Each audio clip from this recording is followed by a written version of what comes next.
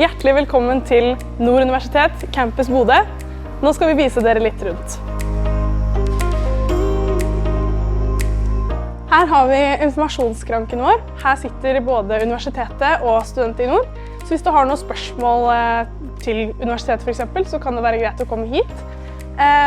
Hvis du skal bo i studentbolig, så er det her du går for å hente nøkkelen din for eksempel. Så det her kan være greit å huske på.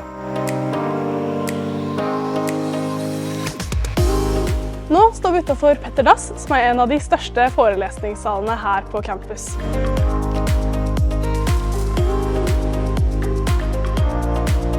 Her har vi da en av de forelesningssalene vi har. Her er en av de største vi har. Og her nede står foreleseren og holder sine vanlige forelesninger. Nå skal vi gå videre inn på biblioteket og se hvordan det ser ut der.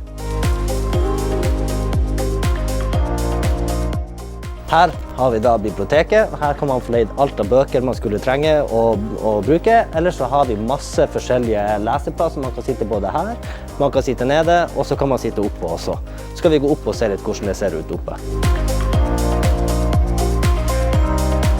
Her har vi masse ulike sitteplasser. Her kan man sitte rundt i ringen, man kan sitte på ulike plasser. Her har vi også veldig masse grupperom man kan leie.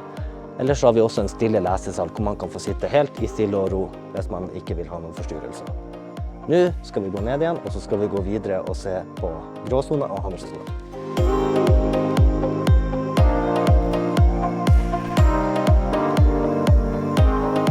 Det vi er inne i nå er det som kalles Gråsona. I Gråsona vil dere se veldig mye forskjellige stand. Her kan man få kjøpt billetter, man kan få se på veldig mange ulike bedrifter som kommer og stiller seg på stand og vil vise seg frem. Så her skjer det alltid veldig masse.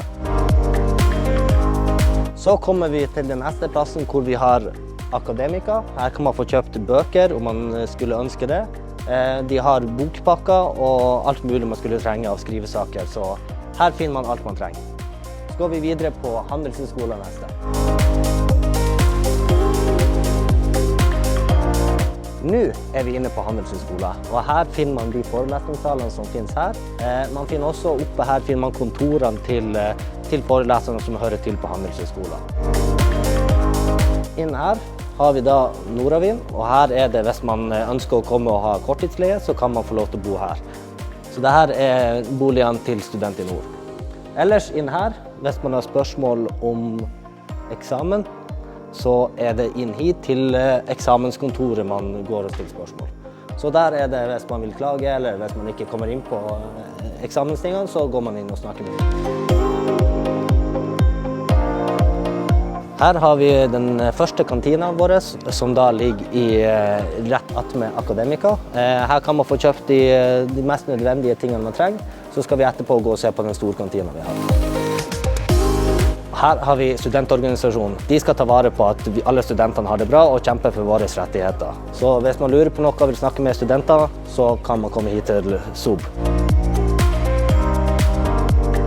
Inne her så sitter han Øystein, og han er studentvert. Og han tar også vare på alle som er her på universitetet. Han er også med på å ordne konflikter hvis det skulle være konflikter på Student i Nord, i blokken eller der man måtte bo. Så han er også her for å hjelpe at vi alle sammen har det fint her på universitetet. Ta gjerne en prat med han også. Her har vi inngangen til hovedkantina, så nå skal vi gå inn og se hva de har å tilby her. Nå er vi inne i hovedkantina, så skal vi se hvordan det er her. Her har vi mange sitteplasser, og ja, absolutt mulig å ta seg en god pause her. Også mye forskjellig type mat som vi skal se på nå. I hovedkantina så kan du spise salat, vi har masse ulike bagetter og ja, wraps hvis du liker det. Hver dag så har vi også varmmat, både lunsj og middag. Så her er det bare å se på tavla, og kanskje det er noe som faller i smak. Her sånn har vi også grillen, som er på en måte lokalet ved siden av kantina. Her kan man arrangere ja, ulike arrangementer og sånn, veldig hyggelig, og ja, kanskje man til og med kan få servert noe fra kantina. Rett borti gata her finner vi Samfunnet. Vi går og tar en titt. Nå står vi utenfor Samfunnet, som er studenthuset her i Bodø. Her arrangeres både fest og konsert og quiz, og ja, også mulighet for å lese her og ta en vaffel hvis du vil det. Nå er vi altså inne på Samfunnet, og her er det absolutt mulig å sitte og lese. Og på tirsdag og torsdager så serveres det vafler her, så da er det bare å stikke innom. Her inne så har vi Storsalen. Det er her alle de største festene og konsertene skjer. Nå stikker vi tilbake til campus, så følg med. Nå er vi kommet til Fakultetet for sykepleie og helsevitenskap. Her har vi ulike forelesningssaler som hører til dette fakultetet. Og rundt hjørnet her så har vi også en praksissal hvor de som er sykepleiere kan få øvd seg på det de skal måtte kunne når de skal ut i arbeid som sykepleiere. Nå skal vi gå videre til ILUC. Nå er vi da inne på ILUC, eller FLU, og her finner vi Fakultetet for lærer. Her har vi forskjellige forelesningssaler som de kan benytte seg av her. Oppe så har vi også ulike grupperom som kan benyttes og bookes via bookingsystemet. Nå skal vi gå opp og se hvordan det ser ut.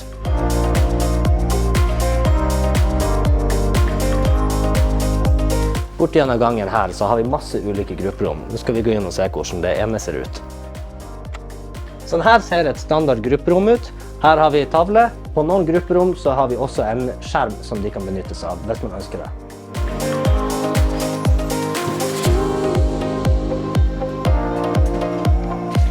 Nå er vi inne på Fakultetet for lærerutdanning, og her finner vi ulike praksisrom for drama og musikk, og det skal måtte være i de gangene her.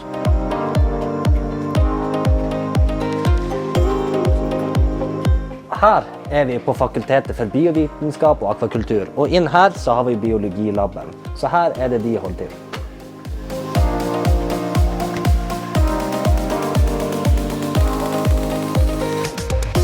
Yes! Og så har vi 5 minutter denne veien, så har vi Mørkelia studentpark. Det er der de aller fleste studentene bor, og det er et fantastisk miljø, og alle de som kommer inn der, de blir å få en kjempefin tid. Ellers så vil jeg bare takke for at dere var med på turen rundt på universitetet her i Bodø, og så håper jeg å se så mange av dere som mulig i gangene her.